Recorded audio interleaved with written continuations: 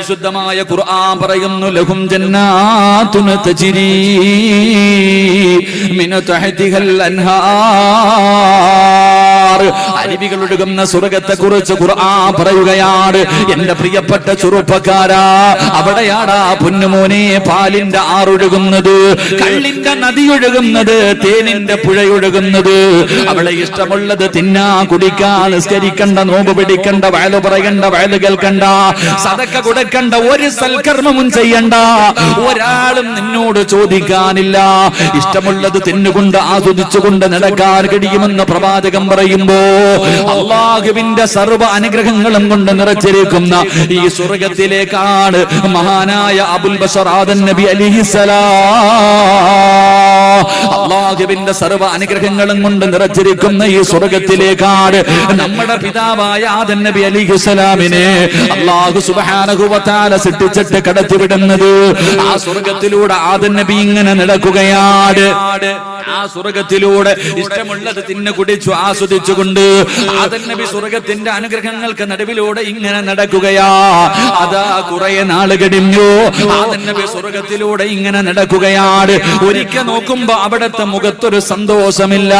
അല്ലാഹുവിന്റെ സ്വർഗ്ഗത്തിലെ സർവ്വ അനുഗ്രഹങ്ങൾക്ക് നടുവിലൂടെ നടന്നിട്ട് പോലും ആദം നബി അലൈഹിസ്സലാമിന് ഒരു സന്തോഷമില്ല. അല്ലാഹു ചോദിക്കുന്നു, ആദമേ, എന്തേ നിനക്കൊരു സന്തോഷമില്ലാത്തത്? ഈ സ്വർഗ്ഗത്തിലൂടെ നടന്നു പോയിട്ട് പോലും, ഈ സ്വർഗ്ഗത്തിലെ സർവ്വ അനുഗ്രഹങ്ങൾ നിനക്ക് നൽകിയിട്ട് പോലും നിനക്ക് എന്തേ സന്തോഷമില്ലാത്തതെന്ന് അല്ലാഹു ചോദിക്കുമ്പോ ആദം നബി പറഞ്ഞ മറുപടി എന്തെന്നറിയുവോ?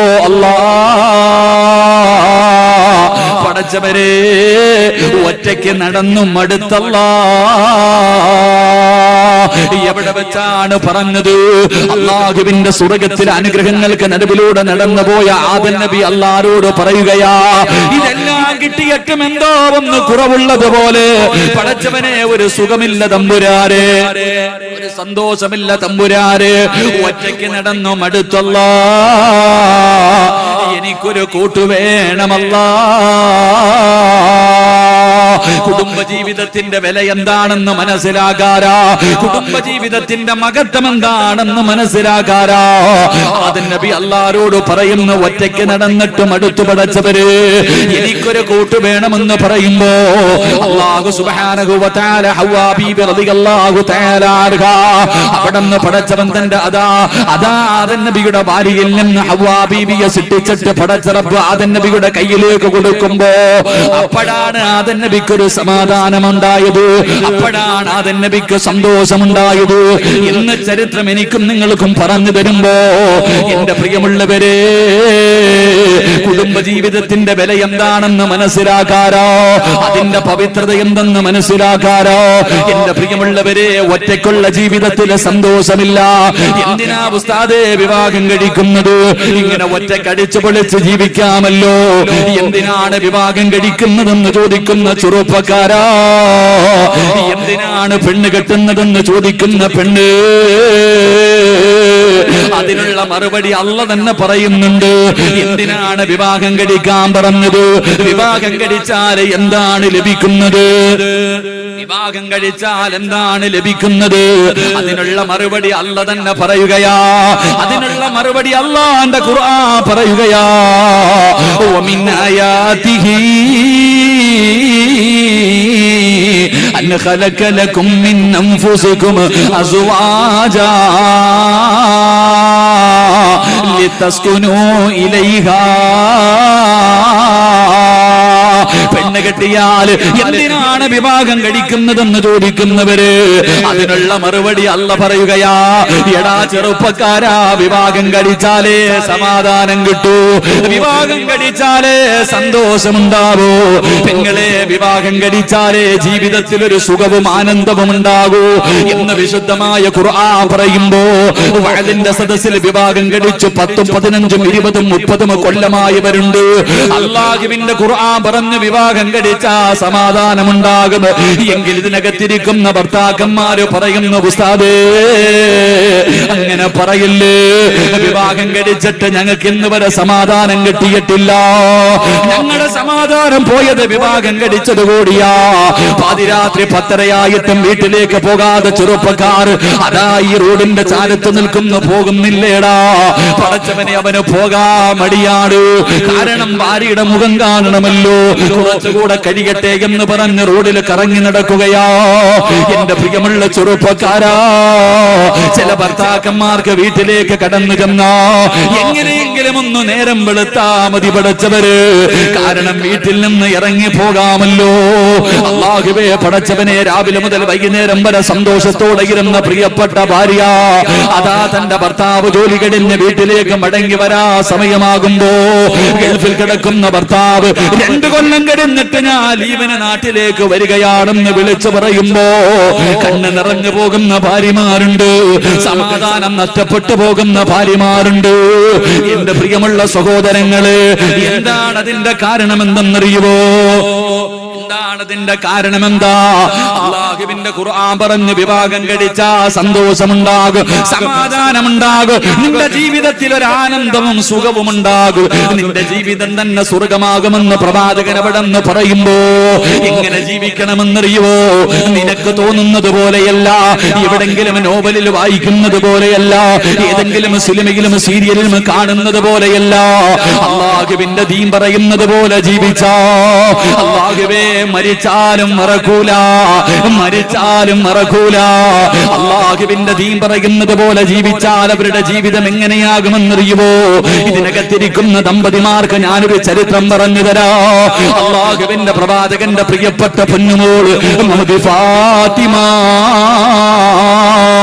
ഫാത്തിമ ബീബി റളിയല്ലാഹു തആല അൻഹാ. പടച്ചവര്, ആരാണ് ഫാത്തിമ ബീബിയെ വിവാഹം കഴിച്ചതാരാ? കോടീശ്വരനായിരുന്നില്ല. പടച്ചവനെ, ഒട്ടകമുള്ള വീട്ടിലേക്ക് പുല്ല് വെട്ടികെട്ട് കൊണ്ടുകൊടുക്കുന്ന പൈസ കൊണ്ട്, അവിടെ നിന്ന് കിട്ടുന്ന തുച്ഛമായ പൈസ കൊണ്ട് ജീവിക്കുന്ന പാവപ്പെട്ടവനായ മഹാനായ സയ്യിദുനാ അലി ഇബ്നു അബീ ത്വാലിബ് റളിയല്ലാഹു തആല അൻഹു. അല്ലാഹുവിന്റെ പ്രവാചകൻ തന്റെ പൊന്നുമോളുടെ കയ്യിൽ പിടിച്ചു കൊടുക്കുകയാണ്. അലിയാര് തങ്ങളുടെ കയ്യിലേക്ക് പിടിച്ചു കൊടുത്തു. അവിടുത്തെ ജീവിതം വല്ലാത്ത ജീവിതമോ, അവരുടെ ജീവിതം വല്ലാത്ത ജീവിതമോ. അവസാനം അലിയാര് തങ്ങളുടെ മടിത്തട്ടിൽ കിടന്ന ഭർത്താവിനോട് പൊരുത്തം ചോദിച്ചിട്ട് യാത്ര പറഞ്ഞിട്ട് ഫാത്തിമ ബീബി റളിയല്ലാഹു തആല അൻഹ ലോകത്തോട് യാത്ര പറയുകയാണ്. അലിയാര് തങ്ങൾ ഫാത്തിമ ബീബി റളിയല്ലാഹു തആല അൻഹയുടെ മയ്യത്ത് കുളിപ്പിച്ചു. 3 കഷ്ടം വെള്ളത്തുടിയിലെ ജനാസ പൊതിഞ്ഞു.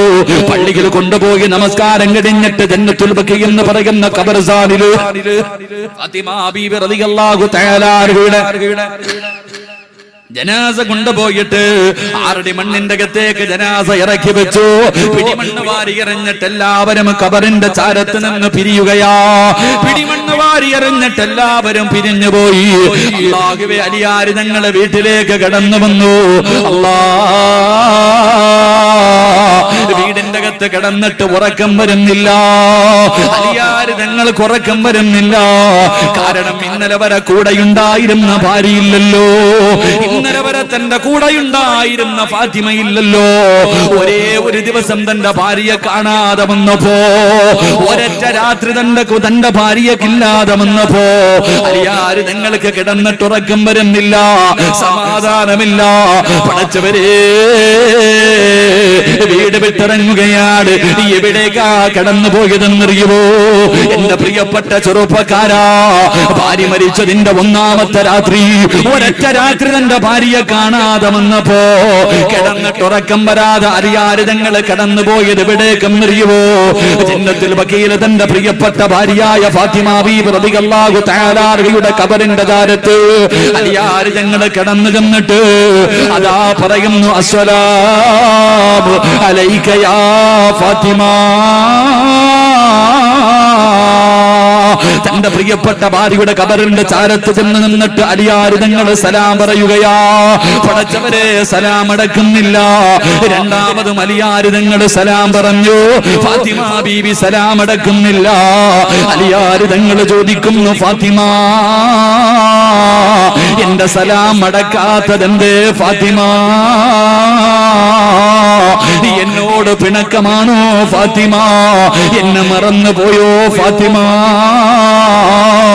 ജീവിച്ചിരിക്കുന്ന ഭാര്യയോട് പറയുന്നത് പോലെ മരണപ്പെട്ട് പള്ളിക്കാട്ടിൽ കൊണ്ടുപോയി കബറടക്കിയ ഭാര്യയുടെ കബറിന്റെ ചാരത്ത് ഭർത്താവ് പാതിരാത്രി കടന്നു ചെന്ന് നിന്നിട്ട് അവിടെ നിന്ന് സലാം പറഞ്ഞിട്ട് പറയുന്നു, മടക്കു ഫാത്തിമ, എന്റെ സലാം അടക്ക് ഫാത്തിമ, പിണങ്ങല്ലേ ഫാത്തിമ.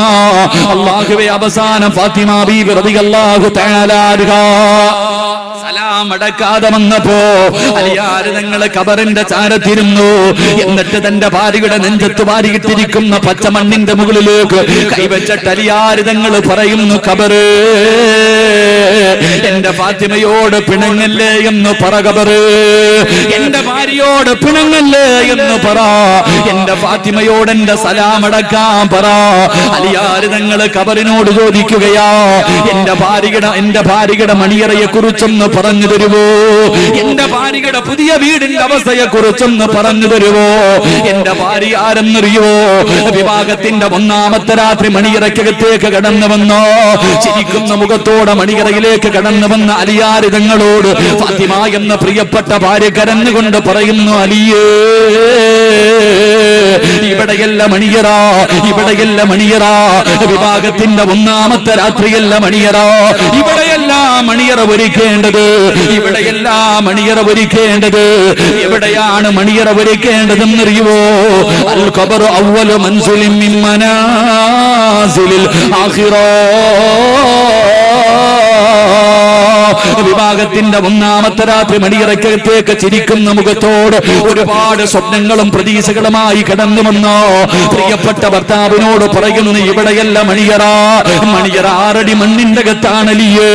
അതാ വെള്ളത്തുണികൾ പൊതിഞ്ഞിട്ട് കൊണ്ടുപോയി കബറടക്കുന്ന ആ 1ാമത്തെ രാത്രിയുണ്ടല്ലോ, അവിടെയാണ് മണിയറയാക്കേണ്ടത്. അല്ലാഹുവേ, പ്രതീക്ഷയോടെ കടന്നു വന്ന പ്രിയപ്പെട്ട ഭർത്താവിനോട് കബറിനെ കുറിച്ച്, കബറിന്റെ ഏകാന്തതയെ കുറിച്ച്, കബറിന്റെ ഞെരുക്കത്തെ കുറിച്ച്, കബറിന്റെ അദാബിനെ കുറിച്ച്, അതിന്റെ ഇരുളിനെ കുറിച്ച്, അതിന്റെ ഭയാനകമായ അവസ്ഥയെ കുറിച്ച് പറഞ്ഞു കൊടുത്തിട്ട് കരയിപ്പിച്ച ഫാത്തിമ, ആ ഫാത്തിമയാണ് ഇതിനകത്ത് കിടക്കുന്നത്. അതുകൊണ്ട് ഖബറേ, എന്റെ ഫാത്തിമയോട് എന്റെ സലാം അടക്കാൻ പറ. മരിച്ചു പോയിട്ട് പോലും വിശ്വസിക്കാൻ കഴിയുന്നില്ലോ. അതായിരുന്നു അവരുടെ സ്നേഹം, അതായിരുന്നു. അതിന്റെ കാരണമെന്തെന്നറിയുവോ? അതിന്റെ കാരണമെന്തെന്നറിയുവോ? അല്ലാഹുവിന്റെ ഖുർആൻ പറഞ്ഞതുപോലെയാ, അള്ളാന്റെ ഖുർആൻ പറഞ്ഞതുപോലെയാ അവര് ജീവിച്ചത്. അങ്ങനെ ജീവിച്ചപ്പോ അവരുടെ ജീവിതം മരിക്കുന്ന കാലത്തോളം അവർക്ക് പരസ്പരം മറക്കാൻ കഴിഞ്ഞില്ല. അള്ളാഹു നമുക്ക് ഈമാൻ നൽകുമാറാകട്ടെ.